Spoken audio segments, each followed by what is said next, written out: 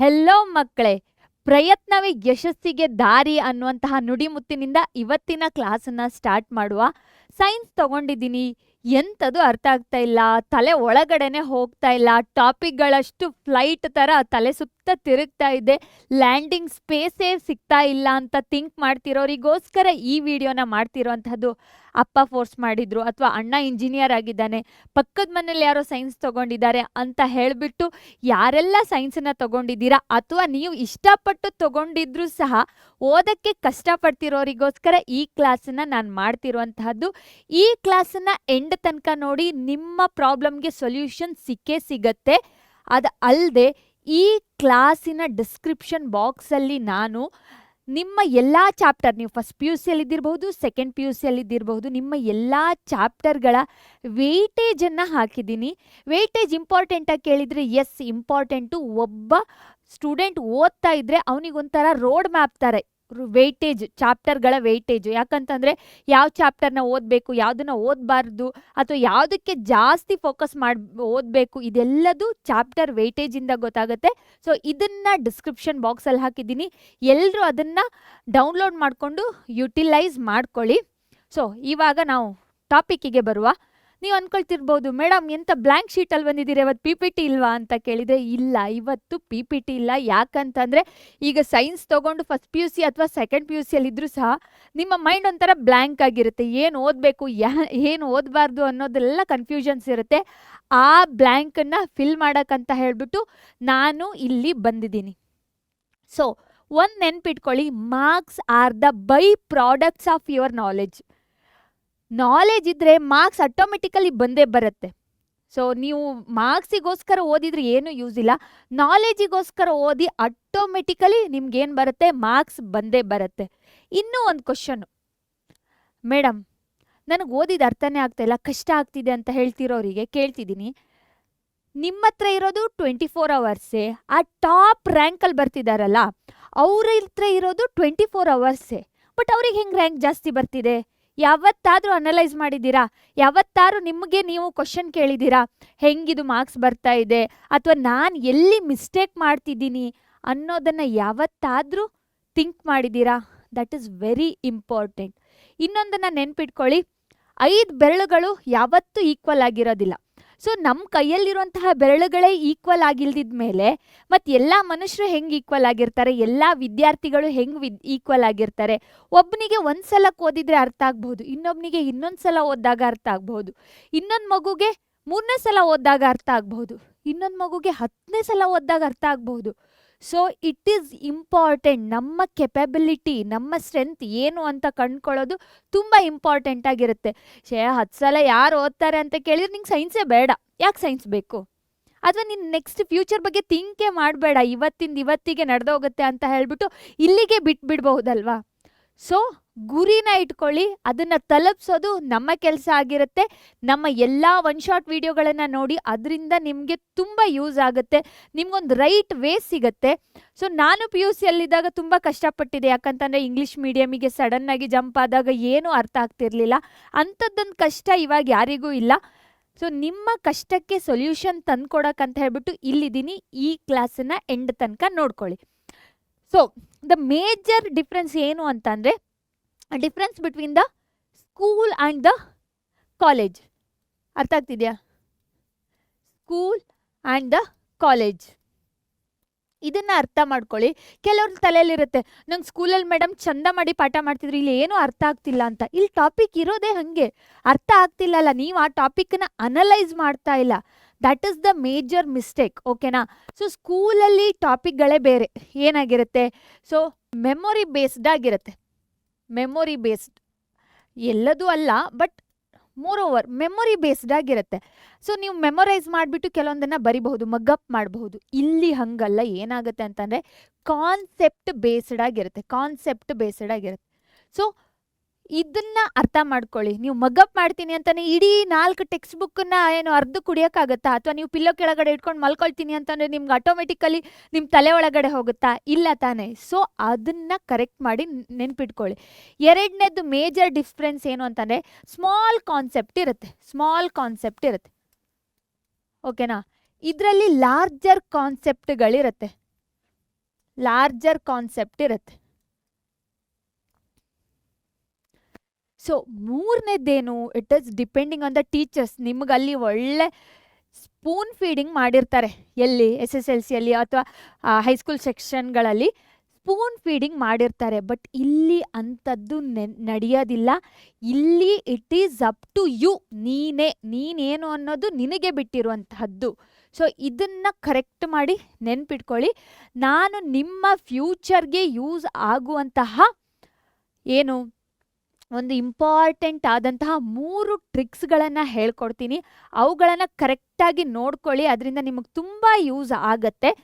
So you can see first method ಏನು ಅಂತ ಕೇಳಿದರೆ, ನಾನು ನನ್ನ ಲೈಫಲ್ಲಿ ಅಪ್ಲೈ ಮಾಡ್ಕೊಂಡಿರುವಂತಹ method that is nothing but explain to others.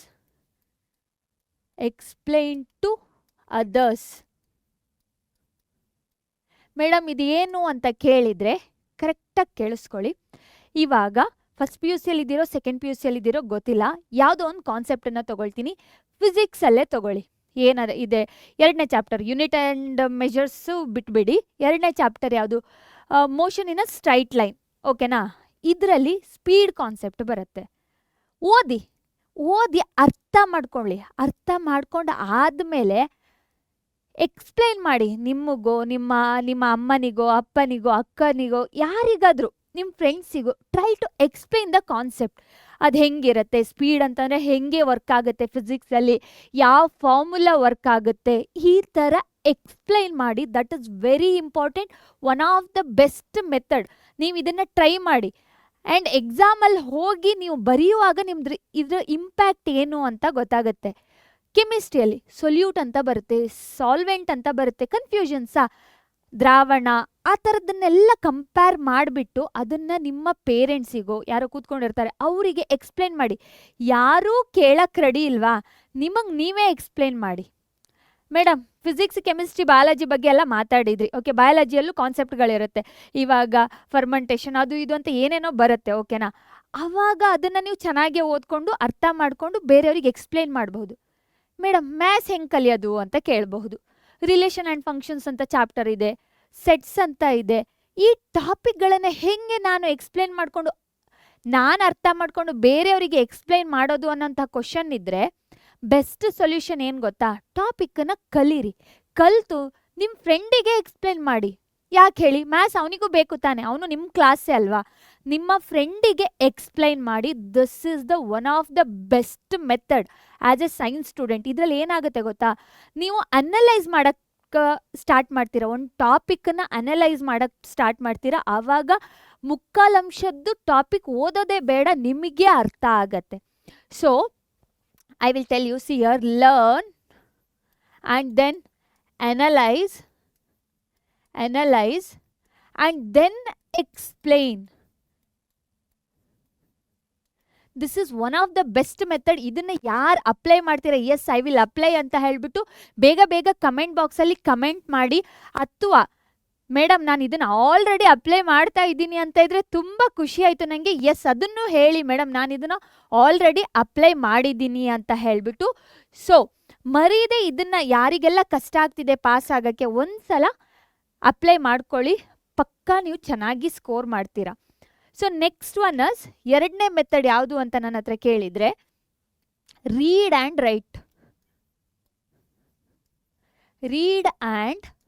Right. Madam ಇದನ್ನೇ ನಾನು ಮಾಡೋದು ಅಂತ ಹೇಳ್ತಿದ್ರೆ ಸುಳ್ಳು. ಎಷ್ಟೋ ಜನ ನೋಡಿದ್ದೀನಿ ನಾನು, ಟೆಕ್ಸ್ಟ್ ಬುಕ್ ಅಥವಾ ನೋಟ್ಸನ್ನು ಹಿಂಗೆ ಇಟ್ಕೊಳ್ತಾರೆ, ಸ್ಕ್ಯಾನ್ ಮಾಡ್ತಾರೆ.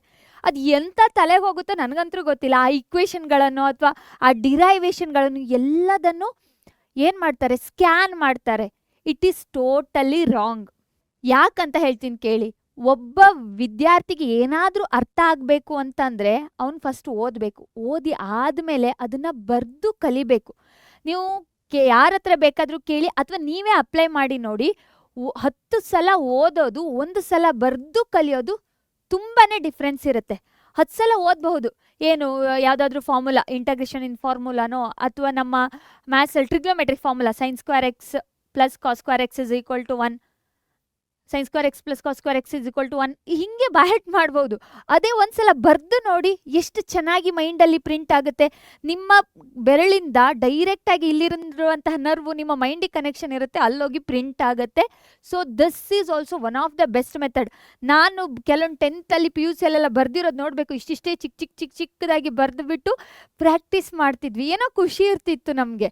ಇವಾಗಿನ ಮಕ್ಕಳು ಏನಂತಂದರೆ ಬರ್ದೇ ಕಲಿಯೋದಿಲ್ಲ. It is one of the drawback for all of you. So ಬೇಗ ಈ ಮೆಥಡನ್ನ ಕಲ್ತ್ಕೊಳ್ಳಿ. ಇದು ಕಾಮನ್, ಎಲ್ಲರೂ ಯೂಸ್ ಮಾಡಲೇಬೇಕು. ಒಂದು ಡಿರೈವೇಷನ್ ಇದ್ದರೆ ಅದನ್ನು ನೀವು ಏನು ಮಾಡಬೇಕು, ಕಲ್ತ್ಕೊಳ್ಳೇಬೇಕು. ಸೊ ಇದರದ್ದು ನಾವು ಚಾರ್ಟನ್ನು ಬರೆಯೋದಾದರೆ ಫಸ್ಟಿಗೆ ಏನು ಮಾಡಬೇಕು, ರೀಡ್, ಓಕೆನಾ, read, then understand.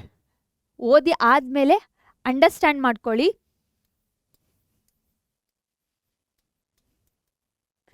Then right, ಓಕೆನಾ. This is the second method. Very important ಆಗಿರುತ್ತೆ. ಇದನ್ನು ನೀವು ಯೂಸ್ ಮಾಡಿ ತುಂಬ ಸಕ್ಸಸ್ಸನ್ನು ಪಡಿತೀರಾ. ಆದರೆ ತುಂಬ ಜನ ನನಗೆ ಗೊತ್ತು ನೀವು ಬರೆದು ಕಲಿತೀರಾ ಅಂತ ಹೇಳ್ಬಿಟ್ಟು. ಯಾರೆಲ್ಲ ಬರೆದು ಕಲ್ತಿದ್ದೀರಾ ನನಗೆ ಖುಷಿ ಆಗುತ್ತೆ. Yes madam, I use to read and write ಅಂತ ಹೇಳ್ಬಿಟ್ಟು ಕಮೆಂಟ್ ಮಾಡಿ ನೋಡುವ. And the last method is the revision method.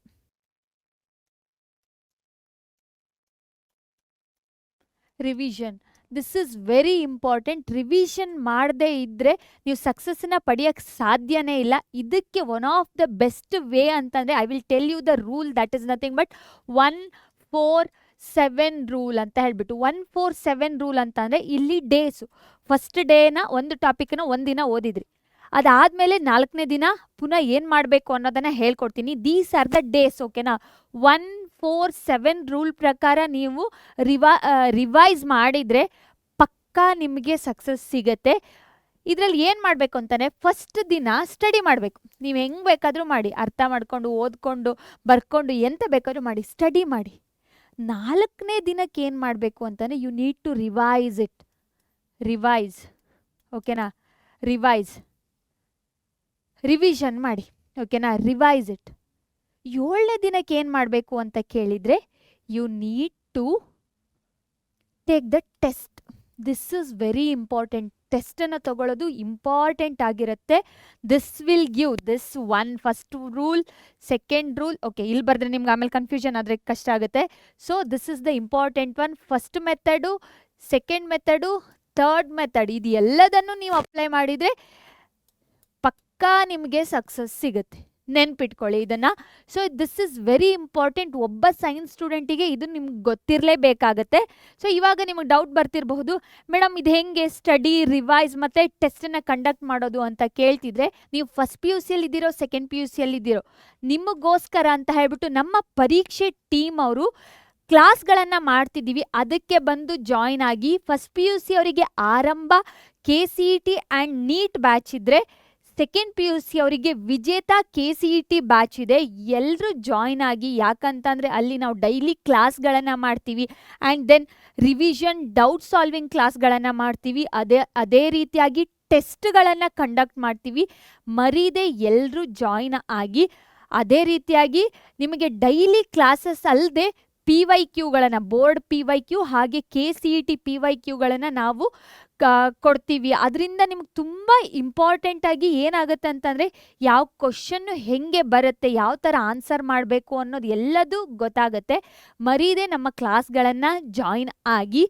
ಇನ್ನೂ ಒಂದು, ನಾನು ಹೇಳ್ದಂಗೆ ಈ ಕ್ಲಾಸಿನ ಡಿಸ್ಕ್ರಿಪ್ಷನ್ ಬಾಕ್ಸಲ್ಲಿ ನಿಮಗೆ ಬೋರ್ಡ್, ಎಲ್ಲ ಬೋರ್ಡ್ ಎಕ್ಸಾಮ್ದು, for example board PCMB and board ಎಕ್ಸಾಮ್ದು PCMB ಆ್ಯಂಡ್ CS ಇಷ್ಟು ಸಬ್ಜೆಕ್ಟ್ಗಳ ಚಾಪ್ಟರ್ ವೈಸ್ ವೆಯ್ಟೇಜಿಂದು PDF ಕೊಟ್ಟಿದ್ದೀನಿ.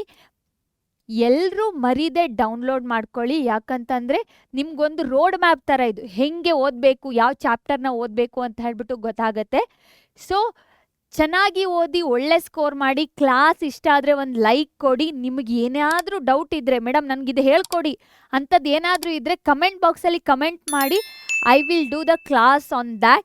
So we will meet in the next class. Till there, take care. Bye bye.